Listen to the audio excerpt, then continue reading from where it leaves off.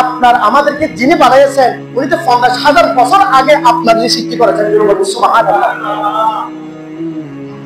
আপনার কেন টেনশন করার দরকার নেই, উনি টেনশন করবে। আপনার যে যেখানে আছে সেখানে চলে যাবে। আপনি যখন জন্ম হয়েছেন, আপনি দুনিয়ার মধ্যে যখন আসছেন, তখন আপনার ফেরেশতার মাধ্যমে 7টা ফেরেশতা ঠিক করে দিয়েছে শুধু কি আপনি রিজিক কোথায়, আপনার পানি কোথায়, আপনার নিঃশ্বাস কোথায়, আপনি কোন জায়গার মধ্যে বসবাস করবেন, সেটাই আমার আল্লাহ ফিট করে দিয়েছেন। আচ্ছা, এই যাবতীয় এই মানুষ, পৃথিবীর মানুষ যা কিছু আছে সব সৃষ্টি করেছেন কে? বেগুনের সৃষ্টি করেছেন কে? আল্লাহ সৃষ্টি করার পর হাতি আছেন আমাদের, ওরা কোথা খায়, ওদের রিজিক কোথায়?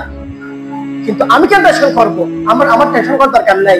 যিনি আমাকে সৃষ্টি করেছেন, যিনি আমাকে দুনিয়া জমিনের মধ্যে বানিয়েছেন, ইবাদত করলেও না করলেও উনি আমার টেনশন করবে, আমার কোনো টেনশন করার দরকার নাই। এখন আমরা কি করি? রিজিক কোথায় খাবো, কিভাবে খাবো, এটা আমরা নিজেরা কি করতেছি, নিজেকে ধ্বংস করে নামাজ পর্যন্ত বাদ দিয়ে দিচ্ছি রিজিকের কারণে। কথা বলেন ঠিক না? সেজন্য মাথাগুলো শেষ থাকবে, রিজিক নিয়ে টেনশন করবেন না। রিজিক আপনার যেখানে আছে সেখানে চলে যাবে। রিজিক সৃষ্টি বানিয়েছেন 50,000 বছর আগে, কোথায় খাবেন, কি করবেন? আমার আল্লাহ ঠিক